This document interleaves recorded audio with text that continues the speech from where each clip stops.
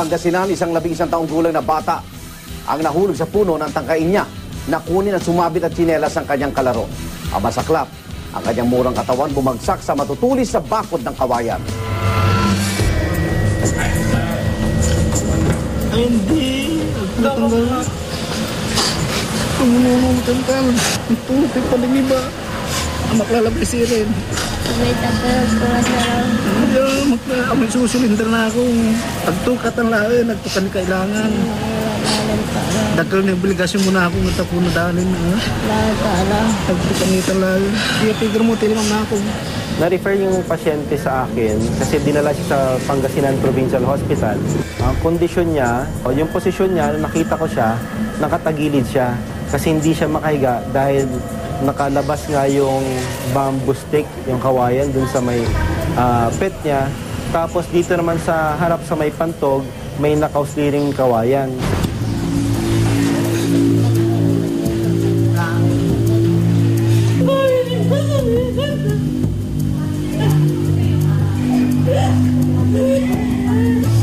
Galing siya sa eskwela noon, pauwi na siya. Tapos nung may nadaanan siya sa daan, kasi may batang umiiyak. Kasi daw yung tsinelas niya hinagis sa may puno. Ayun, naawa siya, kaya kinuha niya yung tsinelas ng bata. Sa pag-akyat niya, bali yung nahawakan niya, yung tuyo, kaya naputol. Tapos, yun, nahulog siya doon sa may bakod. Ito naman yung matulis na yung bakod, eksakto doon sa may katabi ng puwet niya. Doon siya natusok. Yung pagbagsak niya, bali may naiwan doon sa may puwet niya, pumasok doon sa loob. Ayun, tapos nung pagbagsak niya, may nagbuhat sa kanya, hinatid doon sa bahay namin. Paghatid noon, tinagbo din namin sa hospital. Yung kawayan pumasok sa tabi ng puwet, sa butas ng puwet.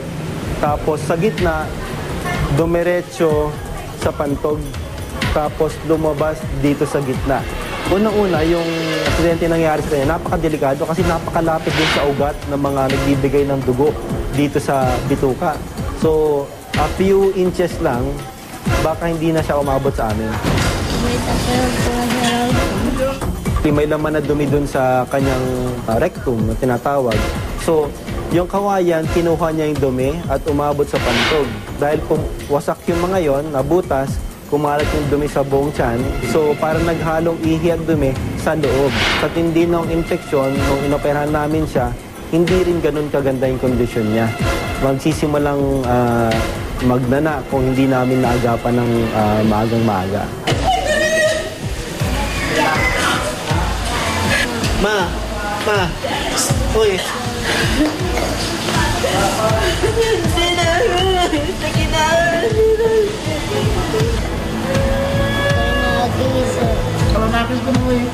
Yung nanay, nakasama niya noon, iyak ng iyak. Kasi hindi na nila alam kung ano yung pwedeng mangyari sa anak nila. Pwedeng mamatay, hindi man mapaliwanagan. Ang gusto niya lang magamot yung anak niya.